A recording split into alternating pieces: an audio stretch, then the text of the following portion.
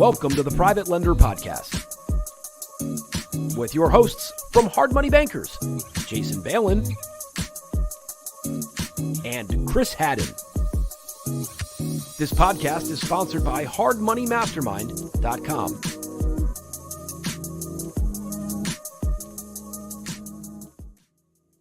Hey guys, thanks for checking out the Private Lenders Podcast. Chris and Jason here.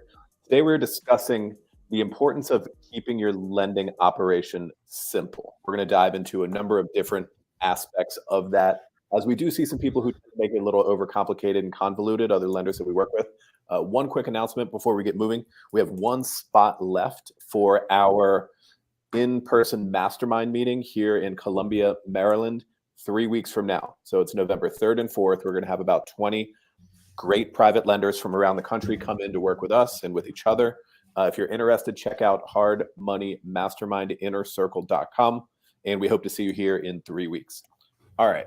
So there are a number of aspects that we are going to discuss when it comes to keeping your lending operation simple.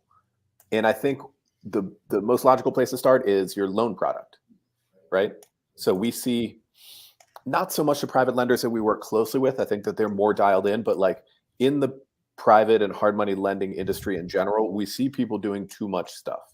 We see people having a number of different loan programs, probably because they're selling it to some secondary market, plus they're doing like 30-year rentals, plus they're doing this and they're doing that. And I think that that ultimately is going to take focus away from your operation, not increase revenue. I think it will just cause scatter and distraction and decreasing revenue.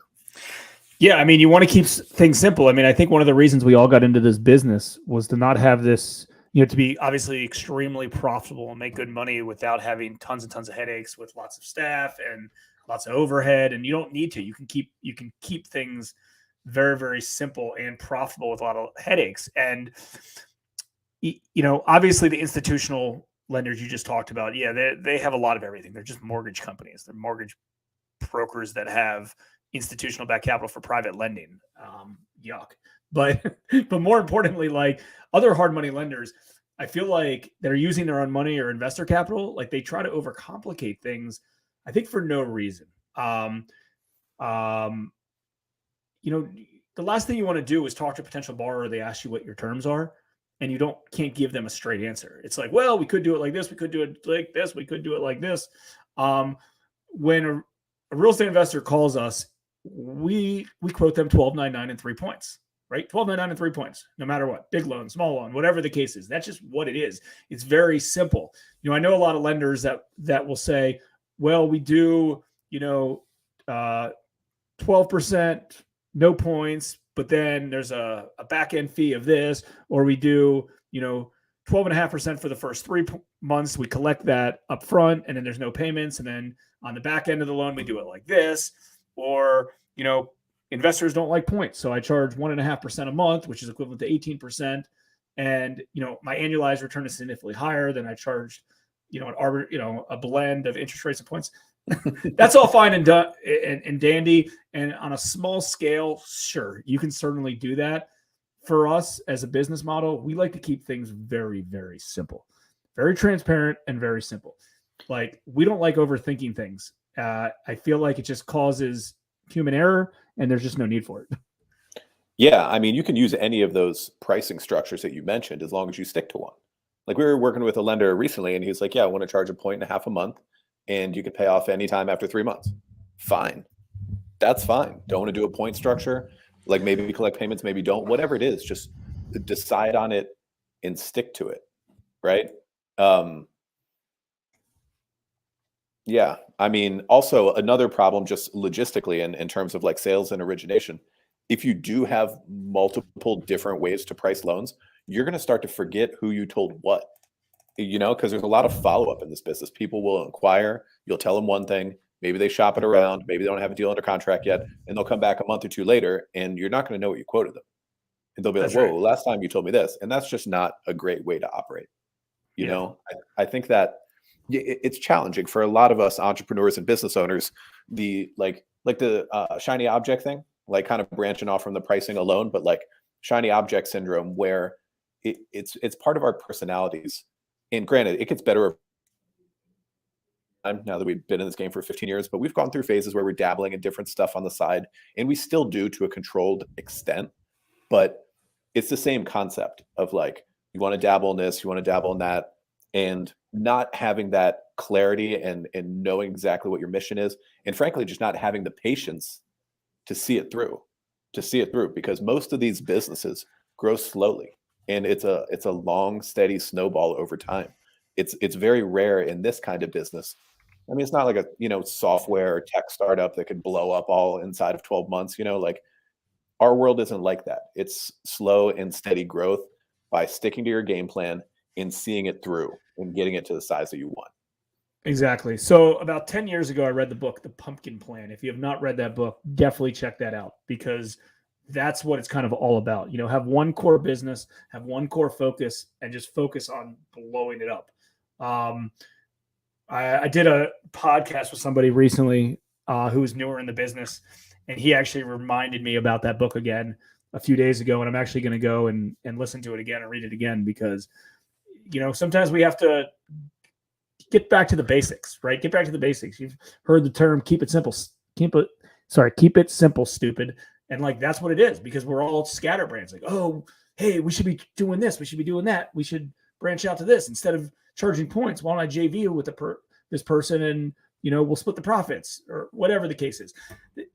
None of the business models are necessarily wrong. It's just keep everything simple. As soon as you start hiring staff, as soon as you bring on business partners, however it's set up, as soon as you're doing more deals than you can fit on an Excel spreadsheet, you got to put a plan and an action in place, right? You got to simplify things and put process in place. It's going to make yourself crazy.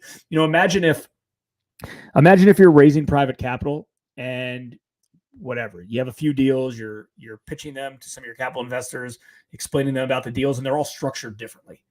Your investor relation department, which is most likely you listening or hearing this, is going to drive yourself crazy. Your capital investors will be like, well, why is this deal structured like this? Why is it like this? Why are payments made on this one, but they're made on this one?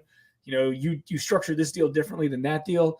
It's just going to be an absolute nightmare. Again, on a very small scale.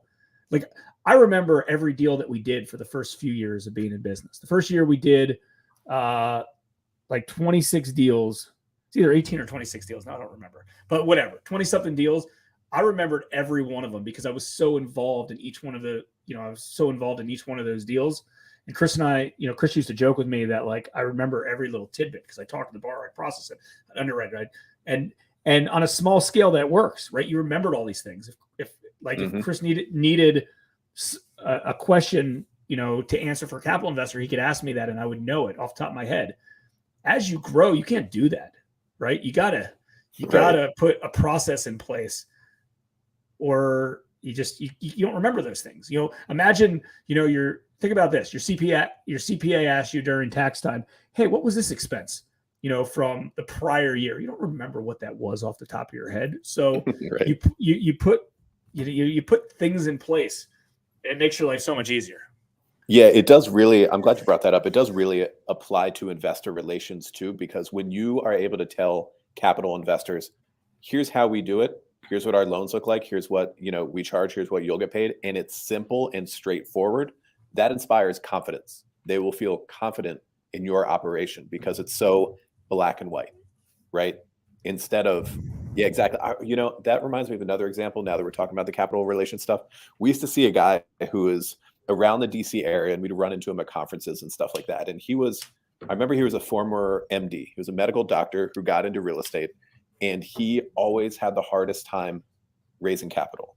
And we were confused why. He seemed like a pretty credible guy, obviously educated, seems very professional, probably smart.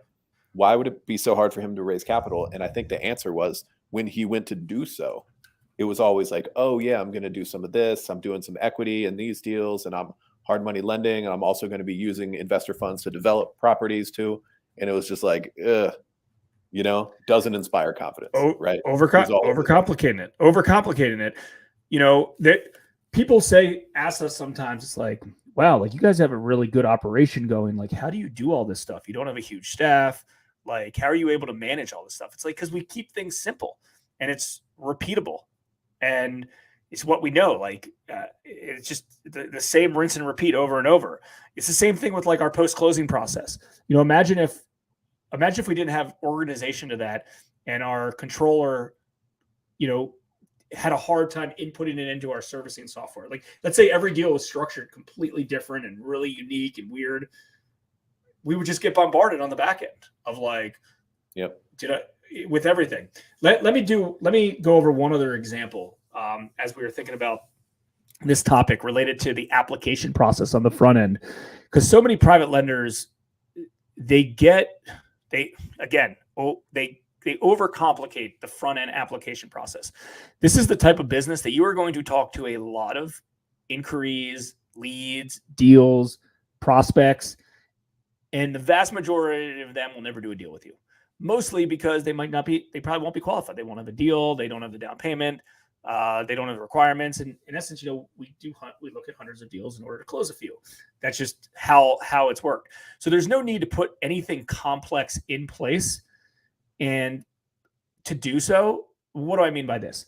Some people, they get a call from a prospect and they say, okay, can you go onto my website? I have a PDF of an application. Can you fill that out, send it back to me, and then I'll call you to see what we can do. That is the wrong way to do business. You got to keep things simple. Go through a very simple script on the front end. Hey, tell me a little bit about your deal.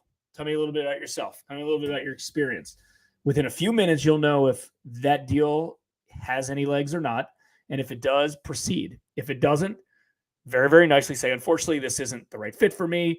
But if you want, what can you give me your contact information, your name, email, things like that? I'll send you a quick follow-up with how our process or how our program works. If you have anything in the future, follow up with me. Now, obviously, you have their email address, so you can put them on your broadcast email list, things like that. But the ones that do fit that and they do proceed, then you can just take their information over the phone. You don't necessarily have to go and send them this detailed bank application, like a 1003 that's 4 pages of nonsense. You don't need any of that junk. Keep it very simple. Don't make their life. The simpler you keep your borrower's life, the simpler you keep your capital investors, the simpler you work with your employees, the simpler everything is, it's just going to make your life so much easier. Yes, the simplicity scales and the complexity doesn't. And something you mentioned before that we'll finish up on is you mentioned the basics, and that's really what this is all about, is getting very, very good at the basic stuff that this business is built on. And I like to use a concept from Brazilian Jiu-Jitsu called advanced basics. What that means is the stuff that you learn, the moves, the submissions, the positions that you learn day one as a white belt and like your first year as you get into it and learn for the first time is the same stuff that the black belts are doing, right? The world-class grappling competitors, the same moves, only they are way, way, way better at it because they've been doing it for 10 or 15 or 20 years, getting really, really good at the basic stuff. Like in our business, that would apply to comping properties and knowing your areas, right? Getting dialed in on how to judge someone's character and what they're about to determine how they're going to perform. How you price your loans, how you service them, the flow of money in your accounting and all that stuff. How and when you communicate with your capital investors, like the very basic block and tackle stuff of this business, and then spend a long time being patient and becoming a black belt in those things is going to lead to a great business. It's going to be big. It's going to be very profitable. And it's going to be smooth, which is obviously the goal. And now that I'm thinking about it, I might, the presentation I'm going to prepare for the mastermind meeting in 3 weeks, I might incorporate some of this stuff, the advanced basics of this business into that presentation. Sorry, my light just went off in case you're watching on video. Go back on. So if you guys are interested, like I said, we have 1 spot left. Check out Hard Money Mastermind innercircle.com. There's going to be about 20 awesome lenders from around the country here with us November 3rd and 4th. Check out Hard Money Mastermind innercircle.com to learn more. And we will see you guys next time on the Private Lenders Podcast. We hope you enjoyed this episode of the Private Lenders Podcast. Please note that the opinions stated by all the speakers on this show are only opinions and not legal, financial, or accounting advice. Please make sure to always check with your own legal, accounting, and financial professionals. If you'd enjoyed this episode of the Private Lenders Podcast, we'd appreciate it if you spread the word. Make sure to check out hardmoneymastermind.com, the #1 free community for new and experienced private